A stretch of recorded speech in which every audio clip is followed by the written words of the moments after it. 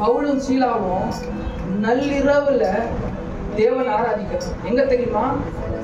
சிறைச்சாலை. எப்படிப்பட்ட சிறைச்சாலையில தெரியுமா? ஏதோ நார்மலா இந்த மாதிரி ரூம் இல்லை. அந்த காலத்துல எல்லாம் 3 விதமான குகைகள் இருக்கும். பவுலும் சீலாவையும் போட்டது 3வது குகை.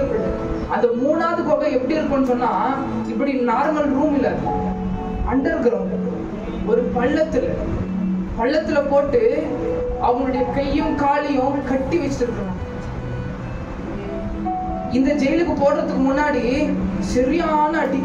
அங்க இருக்கிற ஜனங்க பவுலையும் சீலாவையும் கர்த்தருடைய சுவிசேஷத்தை சொன்னதுனால அடி வாங்கி ரத்தத்தோட அந்த சிறைச்சாலையில 2 கையும் கட்டி வைத்து அந்த நிலைமையில நள்ளிரவுல கர்த்தர் ஆராதிக்கிறார்.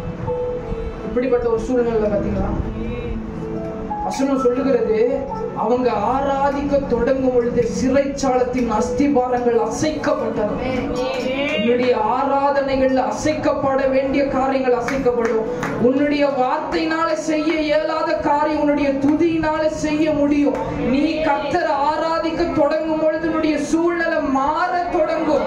நீ அவருடைய நாமத்தை சொல்ல சொல்ல காரியங்கள் மாற தொடங்கும். அவருடைய நாமத்தை உச்சரித்து பார், உன் சூழ்நிலை அவர் மொத்தமா மாத்த தொடங்குவார். அவங்க கட்டி வச்சிருக்கிறாங்க. இயேசுவேன்னு அவர் ஆராதிக்கும் கட்டெல்லாம் உடையணும்.